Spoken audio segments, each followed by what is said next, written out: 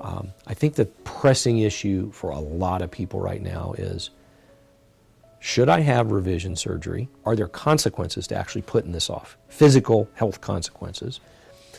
And number three, I've made the decision. Everything points to the fact I need it. Now that I've made that decision, who should I ask to actually do the revision surgery on me?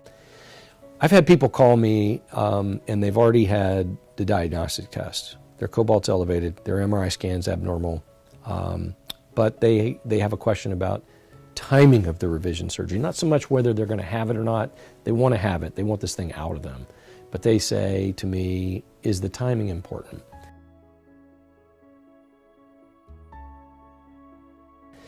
Well, again, this is between the patient and their doctor. They need to make that decision. But because of my experience, I got some information to pass along to people.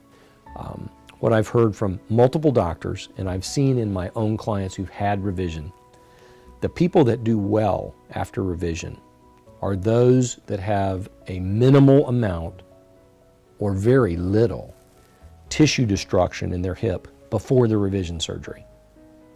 Those that do poorly are those that went a long time before they got diagnosed, or they put revision surgery off for a long time once they found out they had elevated cobalt, a bad MRI scan, and they were symptomatic. Those people after revision surgery just don't do as well. The reason is the tissues and the muscles around the hip are what hold it in place.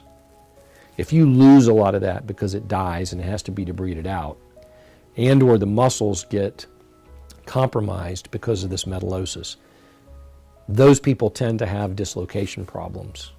And once that hip starts dislocating, it tends to continue to dislocate. And the only way to address that is to go back in yet again surgically, having talked to lots of people and lots of doctors and seen a lot of patients who did well and did poorly after revision surgery. Is yes, there are consequences to putting off a revision surgery once the diagnostic tools point to the need for a revision surgery.